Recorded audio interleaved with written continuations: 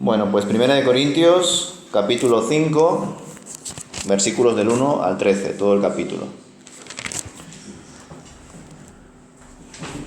El apóstol Pablo empieza con un tono un poco así quejumbroso, molesto, ¿no?, por la situación.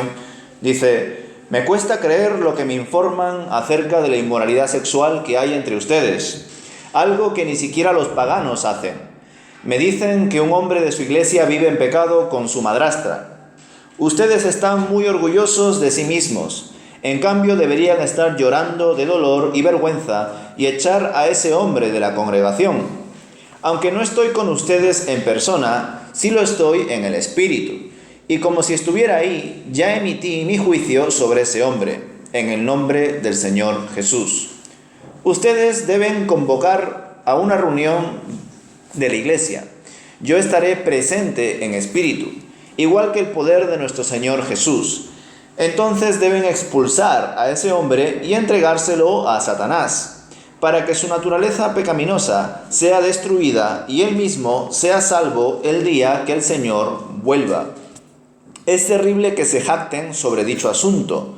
¿No se dan cuenta de que ese pecado es como un poco de levadura que impregna toda la masa? Desháganse de la vieja levadura, quitando a ese perverso de entre ustedes. Entonces serán como una nueva masa preparada sin levadura, que es lo que realmente son. Cristo, nuestro Cordero Pascual, ha sido sacrificado por nosotros. Por lo tanto, celebremos el festival, no con el viejo pan de perversidad y maldad, sino con el nuevo pan de sinceridad y verdad. Cuando les escribí anteriormente, les dije que no se relacionaran con personas que se entregan al pecado sexual, pero no me refería a los incrédulos que se entregan al pecado sexual, o son ávaros, o estafadores, o rinden culto a ídolos. Uno tendría que salir de este mundo para evitar que gente como esa pues esté con la iglesia. Lo que quise decir es, no se relacionen con ninguno que afirma ser creyente y aún así se entrega al pecado sexual, o es avaro, o rinde culto a ídolos, o insulta, o es borracho, o estafador. Ni siquiera coman con esa gente. No es mi deber juzgar a los de afuera, pero sí es responsabilidad de ustedes juzgar a los que son de la iglesia y están en pecado. Dios juzgará a los de afuera, pero como dicen las Escrituras, quiten al malvado de entre ustedes.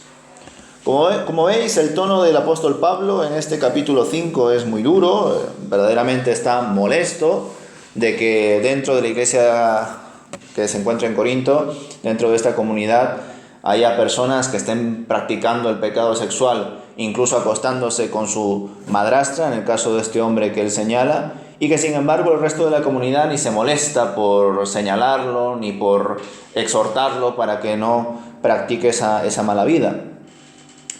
Vamos a ver este capítulo breve en dos partes. Por un lado, cómo la carnalidad impide ver la inmoralidad de la iglesia, y luego vamos a ver la segunda parte, que es más ya ese principio de la levadura del pecado, ¿no? Ya sabéis que la levadura es pues un elemento que se usa bastante en las Escrituras. El mismo Jesús lo usó diciéndole a sus discípulos que se cuiden de la levadura de los fariseos, ¿verdad? Os podréis recordar al respecto. El apóstol Pablo concluyó la anterior sección advirtiendo a los corintios que pronto iría a verlos y que debían corregir sus vidas para no ser hallados haciendo ningún mal. Así terminó Pablo el capítulo 4 de 1 Corintios. En este capítulo comprobamos que el apóstol está escandalizado, horrorizado por lo permisivos que se han vuelto los hermanos de la iglesia de Corinto con situaciones de inmoralidad sexual, destacando el caso de un hombre que se está acostando con su madrastra y que no es corregido por la comunidad. Ya sabéis que casi toda comunidad, salvo la de Jerusalén, pero también allí, pero mucho menos, pero casi toda comunidad cristiana a lo largo de Asia y otras regiones estaba siempre o casi siempre conformada por un buen grupo de judíos y un buen grupo de gentiles. Por tanto, aquí el apóstol Pablo ya no solamente está, vamos a decir, haciendo referencia a la moralidad cristiana, si lo podemos llamar así, sino que incluso está haciendo alusión a la ley. Una ley que en Deuteronomio capítulo 22, versículo 30, enseña que ninguna persona debe acostarse con la mujer de su padre. Eso es totalmente deshonroso. Pablo es tajante con los corintios. El tener un hermano así en la iglesia es motivo de vergüenza y de mal testimonio, y así lo expresa. Y esa persona debe ser expulsada de la congregación para que aprenda de su grave error. Esto es un asunto también muy particular para nosotros, porque como nosotros muchas veces queremos desentendernos de todo lo que ha sido vinculado con la Iglesia Católica, a veces tratamos la Iglesia como un concepto muy, vamos a decir, en algunos casos ambiguo o etéreo. ¿Qué quiero decir con esto? Durante muchos siglos, evidentemente, la Iglesia Católica, enfatizando en su institución, en su orden jerárquico y en el peso de la Iglesia, muchas veces la Iglesia ha defendido, ha demostrado y ha desarrollado su teología para que toda la gente entienda que fuera de la Iglesia nadie es salvo. Solamente dentro de la Iglesia Católica, según la perspectiva católica, tú eres una persona salvada, eres un verdadero hijo de Dios. Fuera de allí no hay garantía de que eso sea como ellos lo expresan, ¿no? Entonces, para nosotros, como evangélicos, que no tenemos la idea de la iglesia evangélica como una, sino que hay muchas iglesias evangélicas que se congregan en diferentes lugares, diferentes denominaciones, e incluso dentro de las denominaciones, cada iglesia tiene sus propias sensibilidades, sus propias idiosincrasias, y por tanto no tenemos la idea, por lo general, de que somos una sola iglesia unida y que todo aquel que esté fuera de la iglesia evangélica es una persona que no es salva.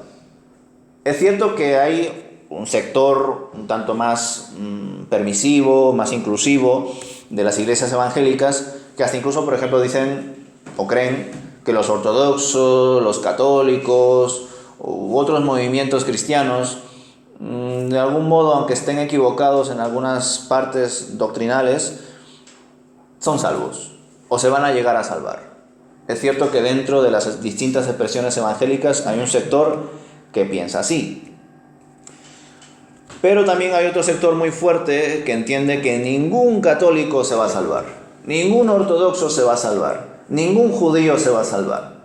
Solo aquellos que pertenezcan a una iglesia evangélica, y una iglesia evangélica que verdaderamente tenga la palabra de Dios como su fundamento, no se va a salvar. Es decir, personas pues muy conservadoras, fundamentalistas, que entienden solamente que la iglesia son ellos. Bajo mi punto de vista, yo entiendo que por supuesto hay movimientos del cristianismo que son pues un poco más confusos o que tienen unas doctrinas que chocan bastante con la base de que Cristo es nuestro Señor y Salvador y nuestro mediador. No lo es María, no lo es el Papa, no lo es ningún líder, ni mucho menos, ¿verdad? Pero no creo que por el hecho de ser evangélicos vamos a ir al cielo y por el hecho de ser católico, ortodoxo o judío vas a ir al infierno. No creo que sea así de simple la situación.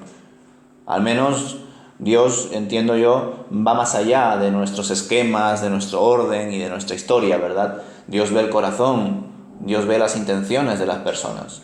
Así que por eso considero que el ser evangélico no necesariamente, o el entender que eres evangélico o autodenominarte evangélico, no es necesariamente una garantía de que seas salvo, al igual que un católico, por el hecho de ser católico, no significa que sea un idólatra, por ejemplo. Hay casos y casos. Ahora bien, ¿por qué os comento todo esto, hermanos? Pues porque Pablo está teniendo una actitud un tanto, vamos a decir, conservadora, fija, estática, en cuanto a qué es la iglesia y qué hay que hacer con este hombre que se está acostando con su mujer y que la comunidad no es capaz de ver esa inmoralidad sexual porque la comunidad en buena parte es carnal, que es lo que hemos visto en el estudio anterior, ¿verdad? Como un buen grupo, por no decir casi todos, de la iglesia de Corinto eran cristianos carnales, cristianos inmaduros, pues ellos no eran capaces de entender que este hombre que se acostaba con la mujer de su padre estaba en pecado y además estaba generando vergüenza en la comunidad. Por eso Pablo actúa diciendo: hay que sacarle fuera de la iglesia para que aprenda de su error. Es más, llega a afirmar lo de hay que entregarlo a Satanás. ¿Y qué significa entregar a una persona Satanás, ¿verdad? Una expresión que incluso el apóstol Pablo no la ha usado aquí por primera vez. Ya la hemos visto en otras cartas del apóstol Pablo, con un tal Himeneo y Alejandro, recordaréis, ¿verdad? Colaboradores que según la experiencia del apóstol Pablo, pues les traicionó. Y por eso dijo, lo voy a entregar a Satanás a estas personas. El apóstol reconoce que no está en Corinto, que no está presente con ellos, pero actúa como si lo estuviese. Y determina que esa persona, que no sabemos cuál es su nombre, pero sabemos que es una persona que se está acostando con la esposa o la pareja de su mujer, de su padre, que esa persona debe ser entregada a Satanás para que el enemigo lo ataque y así aprenda. Es interesante analizar que aquí el maligno es mostrado como una especie de herramienta de castigo que puede generar el cambio en la persona. Pues no lo está entregando a la perdición necesariamente, sino a que deje atrás su mala vida, se arrepienta y siga siendo salvo. Versículo 5. Aunque es cierto que algunos comentaristas piensan que cuando Pablo expresa estas palabras de entregar a Satanás para la destrucción de la carne, no se refiere tanto para destruir las obras de la carne, sino para que experimente la muerte física y así no siga afectando a su espíritu y sea castigado como un creyente que posee vida eterna, pero que no ha hecho muy buenas obras como persona salva. ¿Qué pensáis al respecto? ¿Qué opción es más viable para vosotros? ¿Creéis que Satanás emitió este juicio y escribió en la carta expulsar a este hombre para que fuera de la iglesia esté bajo el yugo de Satanás y así aprenda, se arrepienta y vuelva a la iglesia? ¿Esa era la intención del apóstol Pablo? ¿O lo que él verdaderamente estaba expresando con esa destrucción de la carne es expulsarlo de la iglesia para que Satanás lo destruya, matándolo físicamente, y así esta persona que parece que se ha convertido pero que vive carnalmente todavía, no siga pecando más, no siga afectando más al espíritu que hay en él, se muera y así vaya al trono de Dios, sea juzgado, evidentemente ha pasado por, vamos a decir, por las justas, pero al morir ya no ha tenido tiempo para seguir pecando más y más y de algún modo al menos, aunque su carne ha sido destruida, su espíritu se ha salvado. ¿Qué opción veis viable? Dime, María. Pienso, si él está viviendo en pecado, pregunta, ¿es salvo? Y segundo, si es salvo, Sí. yo no lo veo, ¿cómo puede ser salvo? Si está viviendo como vive. Pues si es salvo, ante cualquier llamada de atención de la Iglesia, hubiese recapacitado. Claro, vemos que ahí la Iglesia no dice nada, lo admite. Entonces no sabemos la situación, si efectivamente es algo o no es algo. Porque puede estar en pecado, pero vivir en pecado por un tiempo, pero si hay una llamada de atención de que está viviendo en pecado y es amonestado por la Iglesia, pues se le da la oportunidad de cambiar. Pero no hay bastante información para decidir, ¿no? Pues yo pensaba, bueno, y pienso en buena parte como tú, especialmente porque Primera de Juan profundiza bastante en este asunto. No es lo mismo caer en pecado que practicar el pecado. Entonces en el capítulo 3, y luego también en el 4 que habla de que Dios es amor y demás, de Primera de Juan, el autor expresa que aquellos que practican el pecado, es decir, que viven pecando como si no se hubiesen convertido, son personas que no han nacido de nuevo, son personas que no son hijos de Dios. Pero lo que nos está mostrando Pablo con la iglesia de Corinto, y esto no debe ser de confusión para nosotros, sino más bien de admiración de la paciencia de Dios. Lo que nos está mostrando aquí el apóstol Pablo, y no solamente lo muestra aquí con este hombre, sino que ya lo ha mostrado antes, diciendo, entiendo yo en un sentido muy generalista, generalizando, vosotros habéis sido cristianos carnales y por eso no os he dado vamos a decir, el fundamento, la carne de la palabra de Dios. Os he tenido que dar leche espiritual. Pero habiendo pasado por lo menos 4 años, ya os dije que desde que Pablo visitó a la iglesia de Corinto y fundó la iglesia, hasta que Pablo escribe la carta primera a los corintios, al menos se calcula que pasaron 4 o 5 años. Y en el capítulo 4, Pablo expresa que ellos todavía siguen siendo niños espirituales y que todavía siguen siendo carnales. Es decir, que pese a haber pasado 4 años, los cristianos de Corinto, en su mayoría, seguían siendo inmaduros, pero seguían siendo cristianos. Por tanto, ¿esto qué nos enseña a nosotros? Pues vivamos como sea. Pues espero que no, aunque es algo que se puede deducir. ¿Por qué? Porque aprendemos que Dios es muy paciente con nosotros, muy tolerante con nuestros pecados. ¿Y por qué entiendo yo que esta persona, pese a acostarse con la madre con la esposa de su padre, es salvo? Porque dice el versículo 5 de 1 de Corintios capítulo 5. Entonces deben expulsar a este hombre y entregárselo a Satanás, para que su naturaleza pecaminosa sea destruida y él mismo sea salvo el día que el Señor vuelva. Ahí se está hablando de la salvación. Para que él mismo sea salvo el día que el Señor vuelva. Por tanto, esta persona pues es salva, pese a estar en esa situación, y se busca que siga siendo salva. La pregunta es, ¿qué significa entregárselo a Satanás? ¿Qué significa para que su naturaleza pecaminosa sea destruida? ¿Significa que esa persona sea expulsada de la congregación, que viva en pecado, pues ya sin ningún tipo de exhortación, y que sufra tanto por ello que vuelva? ¿O significa expulsarle de la iglesia, que viva en pecado y que muera por su pecado, o que directamente incluso Satanás acabe con su vida y así no siga pecando, y cuando el Señor vuelva, o él vaya a la presencia de Dios, sea salvo? Esas son las dos cuestiones que algunos comentaristas piensan, no, simplemente era una especie de exhortación final, de sacarlo fuera para que vuelva.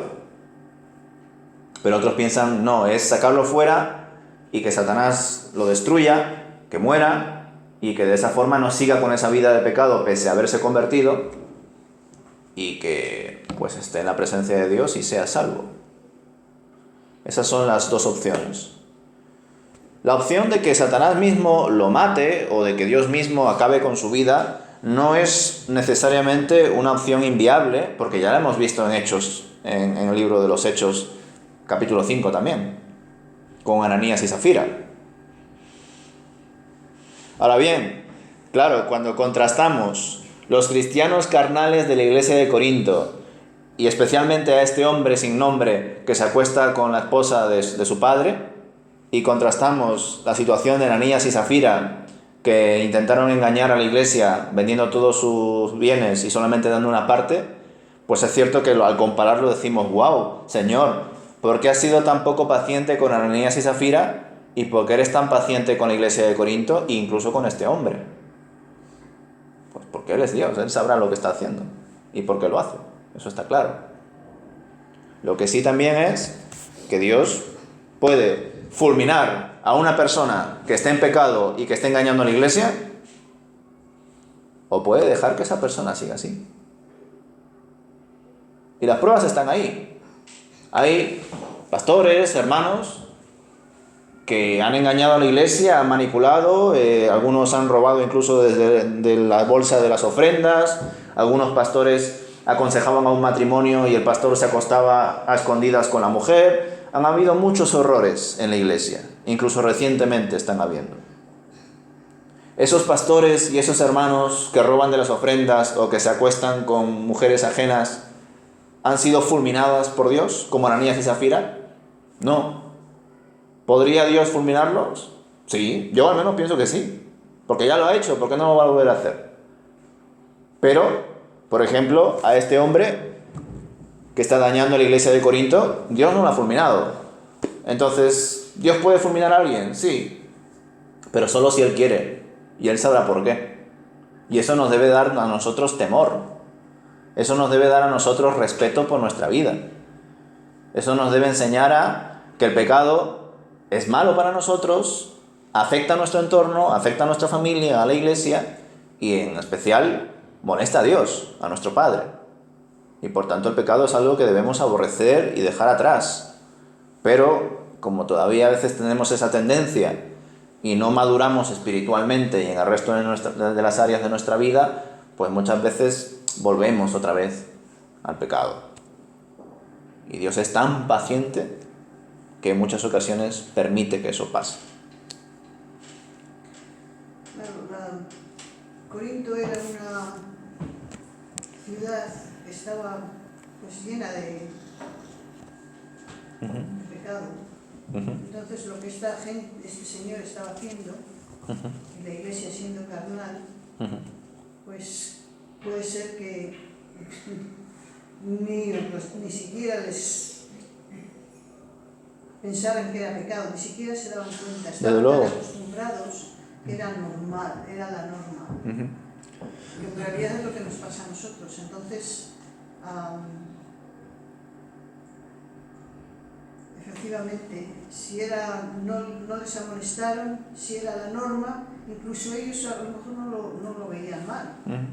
Lo cual quiere decir que la segunda opción puede ser también viable, ¿no? Sí. Las dos, yo creo. Y de hecho el punto es este, mira, por ejemplo, en el primer versículo dice, después de denunciar esa inmoralidad sexual que hay entre ustedes, dice al final, algo que ni siquiera los paganos hacen. Y es cierto, por lo que leí, a ver, es cierto que hay también mucha leyenda negra y urbana de cómo eran los romanos en este caso, ¿no? De todo lo que ellos hicieron, cómo vivían, pero por lo que he leído, parece ser que en ese tiempo, en la ley romana, era algo totalmente aborrecible que una persona se acueste con la mujer de su padre, incluso para los gentiles, para los que no son creyentes cristianos. Y eso es algo que pasa hoy en día. Si nosotros hablásemos con personas que se dedican a terapia de parejas, psicólogos, y nosotros a ellos, no creyentes, ¿vale? Psicólogos no creyentes, les dijésemos, mirad, en nuestra iglesia o en algunas de nuestras iglesias evangélicas han habido y hay pastores que aconsejan espiritualmente a matrimonios, pero que luego a escondidas aprovechan que ese matrimonio está en una situación delicada y se acuestan con la mujer. Si nosotros contamos eso a personas, en este caso terapeutas no creyentes, ellos se quedarían totalmente escandalizados. Porque hasta para ellos eso es abominable, es horrible. ¿Cómo pueden hacer eso? Pues algo similar a este lo de aquí. Incluso para los romanos, gente que no era religiosa, cristiana, era totalmente detestable que un hombre se acueste con la mujer de su padre, con su madrastra. Y eso era lo que estaba denunciando el apóstol Pablo. Pues bueno, ante estas dos opciones, parece ser que la respuesta de qué pasó, según algunos comentaristas, se encuentra en 2 Corintios, capítulo 2, versículos 5 al 11. 2 Corintios, capítulo 2, versículos del 5 al 11. Dice Pablo, no exagero cuando digo que el hombre que causó todos los problemas los lastimó más a todos ustedes que a mí. La mayoría de ustedes se le opusieron y eso ya fue suficiente castigo. No obstante, ahora es tiempo de perdonarlo y consolarlo. De otro modo, podría ser vencido por el desaliento.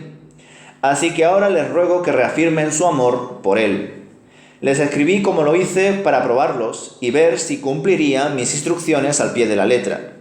Si ustedes perdonan a este hombre, yo también lo perdono.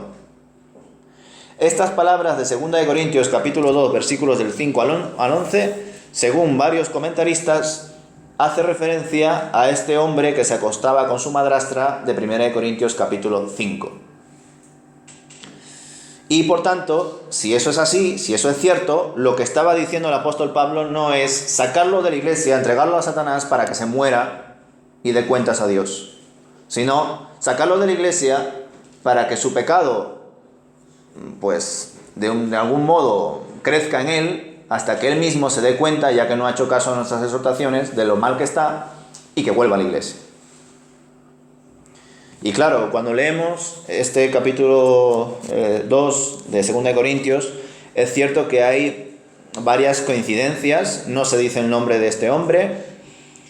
Pablo habló con muchísima dureza acerca de cómo había que tratar a este hombre y a su vez probar si la iglesia le iba a obedecer a Pablo o no, y parece que sí, la iglesia le obedeció a Pablo y que lo echaron fuera, pero que ahora ese hombre que estaba sufriendo por estar fuera de la iglesia, pues que ya debía volver, que ya había sufrido lo suficiente como para entender que ese pecado lo debía dejar. ¿Cuál es el problema?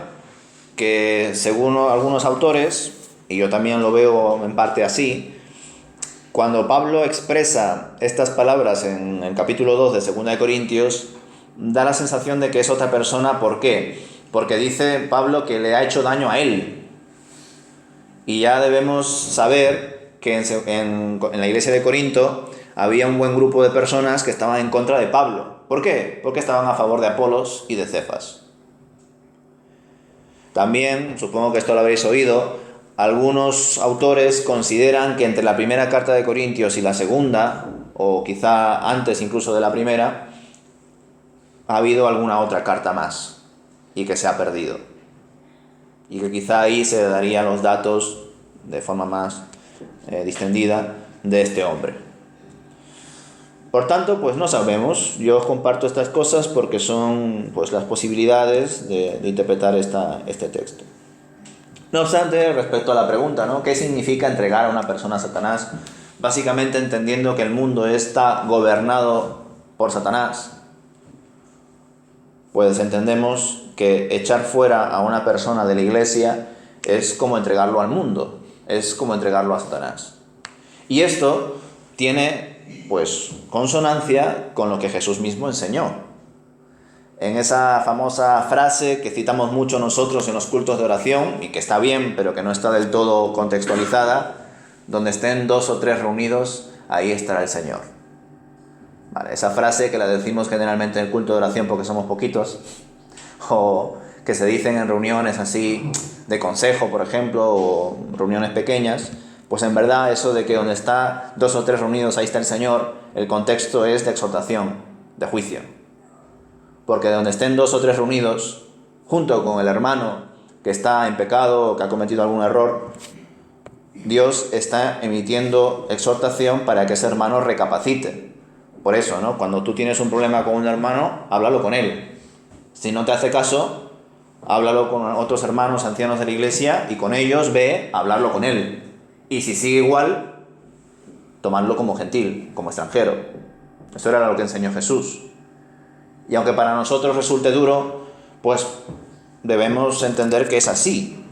Y de hecho, varios documentos, estatutos, reglamento interno, lo expresan así. Por ejemplo, ahora nosotros, Ricardo, Mari Carmen y yo, estamos viendo eso, con Rosa también, de los estatutos y reglamento interno, y vemos modelos de estatutos y reglamento interno que propone Ferede y también de la iglesia de Benecer Vallecas y también de otras iglesias. Y hay modelos de orden interno que son así. Si un hermano está causando muchísimo daño dentro de una iglesia, se habla con él y se le dice las razones por las cuales se está comportando indebidamente, y ese hermano sigue así y sigue molestando a la iglesia o una parte de la iglesia, pues llega un momento en que nosotros, como asamblea y también como iglesia, en un sentido administrativo y en un sentido espiritual, religioso, pues debemos echarle, porque está causando daño a la iglesia. ¿Y el fundamento de eso dónde se encuentra? Pues en las enseñanzas de Jesús. Y también, por ejemplo, en las evidencias que nos comparte aquí el apóstol Pablo. Ese hombre está siendo de vergüenza para la iglesia y por eso hay que expulsarle. Pero no acaba aquí la cosa. Desde luego aprendemos que o bien los judíos de esta comunidad de Corinto tenían un gran desconocimiento de la Torá, porque como os dije antes, en Deuteronomio, capítulo 22, versículo 30, se aclara que ningún hombre debe acostarse con su madrastra, y que si lo hace, eso es anatema. Por tanto, aquellos judíos que estaban en la comunidad de Corinto, que se habían convertido al cristianismo y que no recordaban eso, pues o bien eran personas que tenían un gran desconocimiento de la Torá, o bien, que es peor esto, la conocían, pero daban mucha rienda suelta a la moralidad por cuanto ya se sentían libres y perdonados en Jesús, para vivir de una forma más cómoda y despreocupada. Y esta segunda opción es la que más está pasando hoy en día en las iglesias evangélicas. Dios es tan bueno, Dios es tan misericordioso, Dios es amor, Dios es tolerante. Pues entonces aceptémonos a todos tal y como seamos, porque Dios es maravilloso y debemos de convivir con nuestra forma de ser.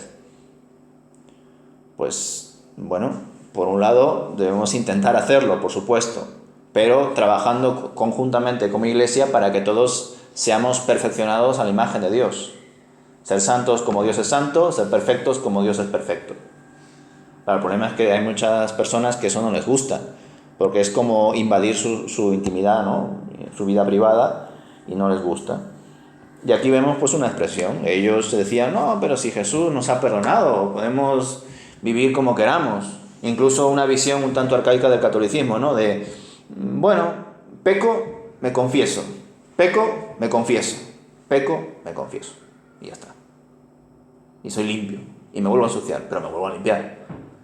Y claro, como ven a Dios como algo que nos acaba, que Él es bueno y muy bueno, pues entonces la iglesia de Corinto, pensando así, pues vivía de forma cómoda y despreocupada.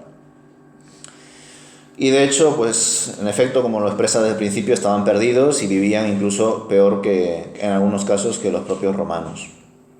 Por esta razón, Pablo les exhorta de esta manera y espera que toda la congregación reunida, punto importante, y no solo los líderes, decidan echar a este hombre, estando los nombres de Cristo y de Pablo presentes en espíritu. El espíritu del Señor está presente en su iglesia y Pablo expresa que su espíritu, su voluntad, su deseo también es que a este hombre se le eche. Y qué bueno que el apóstol Pablo, pese a toda la autoridad apostólica que tiene, no está dirigiendo estas palabras solamente a los líderes, sino que se lo está dirigiendo a toda la iglesia.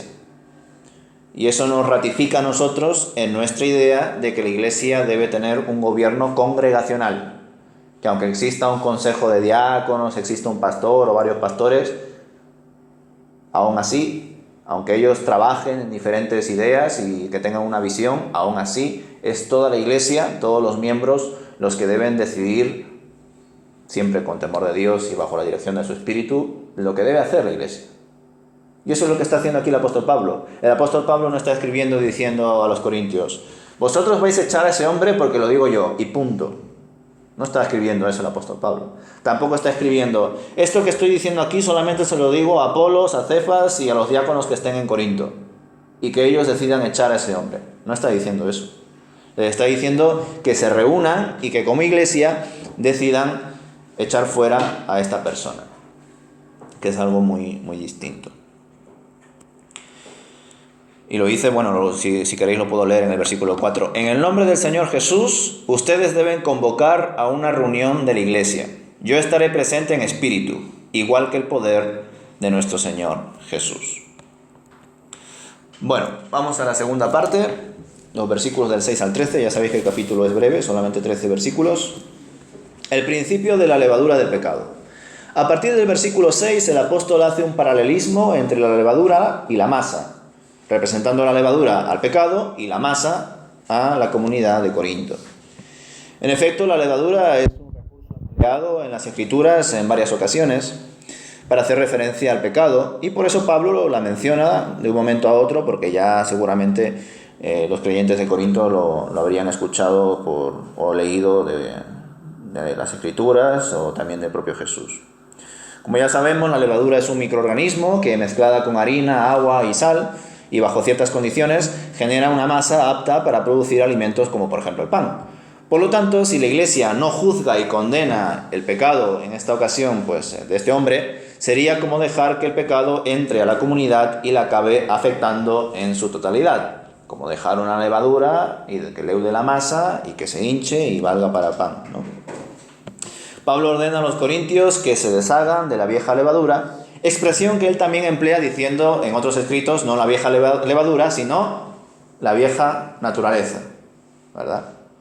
Dando a entender que los hermanos debían dejar atrás todo lo relacionado con su antigua vida, pues Cristo, el Cordero que vino a quitar el pecado del mundo, ya se había sacrificado por todos ellos para que tengan una nueva vida y dejen atrás al viejo hombre y a la vieja mujer. Una buena vida cristiana se desarrolla en un entorno donde se deja atrás todo lo relacionado con el pecado, donde no hay comunión con lo falso y lo perverso. Ahora bien, Pablo les aclara a partir del versículo 9 que cuando él les ordena que no se junten con los pecadores, no se refiere a los pecadores que están en el mundo, pues si fuese así su solicitud, pues estaría diciendo básicamente, y así lo expresa, ¿no? Os estaría diciendo, hermanos, que os salgáis del mundo, ¿no? Que os cojáis y os vais a la luna, ¿no? Por decirlo de una forma absurda. No, lo que Pablo estaba expresando es que tengan cuidado de aquellas personas que están pecando dentro de la iglesia y que no se junten con ellos. Por último, el apóstol les muestra que no es su deber juzgar a los de afuera, sino más bien a los de adentro, al igual que ellos. No obstante, ellos prefieren juzgar a sus líderes, ya lo hemos visto desde el principio de la primera carta a los Corintios, en vez de examinarse a ellos mismos y a sus hermanos para que la comunidad tenga un buen testimonio y crecimiento. Dicho esto, Pablo también les aclara que será Dios quien juzgará a los que están afuera de la iglesia y que ellos deben apartar al malvado de entre ellos para que no contamine al resto, como lo hace la levadura con la harina, el agua y la sal. Pues esta segunda parte, hermanos, del capítulo 5 de 1 Corintios, yo creo que también es más difícil de asimilar dentro de la iglesia y de aplicar. Porque aunque él menciona ciertos pecados, yo creo que el apóstol Pablo nunca es exhaustivo con las listas que él suele compartir, ¿no? Dice, pero no me refería a los incrédulos, versículo 10, que se entregan al pecado sexual, o son ávaros, o estafadores, o rinden culto a ídolos. Uno tendría que salir de este mundo para evitar estar con gente como esa. Versículo 11. Lo que quise decir es, no se relacionen con ninguno que afirma ser creyente y aún así se entrega al pecado sexual, o es avaro, o rinde culto a ídolos, o insulta, o es borracho, o estafador. Y ahí termina el apóstol Pablo de escribir esa lista de pecados. Pero yo creo que en verdad el apóstol Pablo se pondría a escribir ahí esto y el otro, y al final aquí tenemos 1 Corintios como toda la Biblia, de extenso, ¿verdad? Entonces, por un lado me parece bien porque tiene un sentido muy interesante para nosotros. Al menos yo lo veo así, hermanos. Y ya estamos concluyendo. Pablo está preocupado por la iglesia de Corinto porque es su hija. De hecho, él expresa que aunque ellos tengan muchos líderes, Pablo siempre será su padre espiritual. Porque él fue el que ayudó a fundar esa iglesia, ¿no? Entonces, el apóstol Pablo es consciente del contexto de la iglesia de Corinto. ¿Y cuál es el contexto de la iglesia de Corinto? Que están rodeados, como bien ha comentado María, por muchísimos gentiles que tienen una vida bastante desordenada y además ellos son cristianos carnales, ellos son cristianos inmaduros. Y debido a esa inmadurez, ellos lo que deben hacer es autoprotegerse. Deben cuidarse. Deben preservar la santidad en la iglesia. Y yo al menos quiero darle ese matiz, hermanos, porque si no le damos ese matiz, pues no sé cómo serían las iglesias hoy en día. Si verdaderamente tendríamos que obedecer estas enseñanzas de Pablo, que también tienen bastante relación con otras enseñanzas de Jesús, Pablo no se lo ha inventado, es más, entendemos que Pablo está inspirado por el Espíritu, por tanto es de autoridad para nosotros. Si nosotros como creyentes no debemos juntarnos con creyentes o aparentemente creyentes, personas que supuestamente son creyentes, que roban o que tienen ciertos ídolos, tienen ciertas prácticas, pues al final, hermanos, nos quedaríamos aquí solos.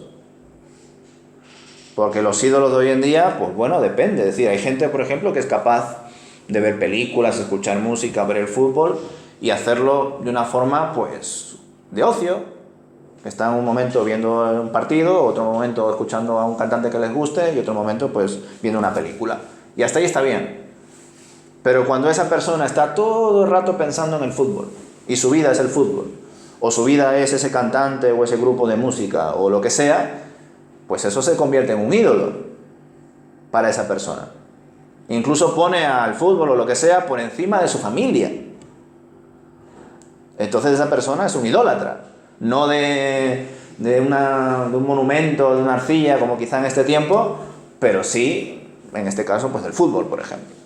Entonces, ¿qué haremos? ¿No nos juntaremos con personas que idolatran el fútbol en la iglesia? Lo que quiero decir con esto, hermanos, es que yo creo que lo que está expresando aquí el apóstol Pablo se aplica a los nuevos creyentes, se aplica a los cristianos inmaduros. Sin embargo, los cristianos maduros, las personas que ya llevan un buen tiempo en el Señor, que conocen bastante bien las Escrituras, que por supuesto les falta aprender mucho más, pero que ya tienen un bagaje, ellos pueden y deben tratar con personas que son pecadoras aún dentro de la iglesia. Los diáconos, los pastores, los ancianos, los maestros de escuela bíblica, etc. Ellos no solamente pueden, sino que deben tratar con esa gente. Porque es que si no, ¿cómo podemos evangelizar? ¿Cómo podemos impactar a la sociedad? Si yo no me puedo juntar con el pecador o con el religioso que se cree cristiano pero que en el fondo no lo es, pues entonces no habría misión, ¿me entendéis? Por tanto, yo interpreto, porque si no sería pues totalmente absurdo aplicarlo a nosotros, que aquí lo que está hablando el apóstol Pablo está dirigido a los creyentes inmaduros, a los creyentes carnales, a los recién convertidos. ¿Y por qué está expresando el apóstol Pablo? No os juntéis con esos pecadores. Porque el apóstol Pablo es muy consciente de que un nuevo creyente, un cristiano carnal o un cristiano inmaduro, es una persona muy influenciable. Y esas personas deben de cuidarse por ello, por eso mismo. Porque son muy manipulables, muy influenciables. Pues dicho esto, hermanos, las conclusiones son estas. Comparto 5. La iglesia debe vivir en comunidad, debe autoprotegerse. La iglesia debe mantener su comunión con Dios y junto con ello ser de testimonio. Claro, esto era de lo que se estaba quejando el apóstol Pablo. Vosotros que tenéis que ser de testimonio positivo para toda la región de Corinto, sois más bien de vergüenza, porque ni siquiera los que no son creyentes se acuestan con su madrastra. Otra conclusión, los creyentes que no sean maduros deben cuidarse especialmente. Los que son maduros también, pero los que son inmaduros mucho más. Por supuesto, el sacrificio de Jesús es suficiente. Lo que Jesús ha hecho por nosotros nos capacita para luchar contra el pecado. Porque aunque Jesús no tuvo pecado, Jesús luchó contra la tentación. Y por tanto Jesús no solamente es ese elemento de salvación que nos limpia y nos redime y nos reconcilia con Dios, sino que también es un elemento ejemplar, es un ejemplo para nosotros a seguir. Si Él venció al pecado, resistió la tentación y nos da su espíritu para resistir la tentación, pues nosotros no tenemos excusa para decir, bueno, voy a seguir viviendo igual. Porque lo que ha hecho Jesús es suficiente. Y por último, pues la iglesia debe autoexaminarse y actuar en su respectivo contexto. Y esto va relacionado a lo que os digo. Yo entiendo que Pablo les está diciendo que no se junten porque casi todos los que están en la iglesia de Corinto, creyentes, son personas inmaduras y por eso no deben juntarse. Pero en nuestro caso, pues entendemos que en esta iglesia habrán personas más maduras, personas menos maduras, que Dios sabrá quiénes son exactamente porque Él ve el corazón y por tanto, pues debemos protegernos. Cada uno examinarse a sí mismo, ver si todavía es un niño espiritual o si ya es un adulto y no jugar con fuego, por supuesto. Si consideras que todavía te falta muchísimo por aprender del Señor y de su palabra y de la práctica en la iglesia, pues cuídate de no ser influenciado por malas prácticas, por malas ideologías y de esa forma puedas mantener tu vida en la medida de lo posible con buen testimonio y siempre también en comunicación con personas que sean más maduras que tú en lo espiritual, ¿no? Y el resto de maduros, pues también cuidarse, por supuesto. Esto también es como lo que os comenté el viernes, ¿no? El tema de la conciencia. Hay personas que tienen una conciencia, bueno, Pablo lo diría, ¿no? Más fuerte o más débil. Personas que son capaces de ver las noticias, por ejemplo, sin alterarse, de poder ver una película que no sea necesariamente cristiana y sacar pues ciertos beneficios o reflexiones que pueda luego aplicar a su vida, o incluso tener conversaciones positivas con personas que no sean creyentes a través de esa película o a través de esa canción o de ese libro, pues estupendo. Pero hay personas que tienen una conciencia un tanto más débil y pues no son capaces de ver ciertas películas, de leer ciertos libros, de escuchar ciertas canciones, y por eso no lo deben hacer. Pero, ¿qué pasa? Que el que tiene una conciencia un tanto más fuerte, más abierta, tampoco puede jugar con esa conciencia. Tampoco puede decir, no, yo como no me afecta ver las noticias o ver las películas o leer ciertos libros o escuchar cierta música, yo escucho y veo de todo, porque yo le saco algo bueno a todo. Y eso es mentira, ahí te estás autoengañando.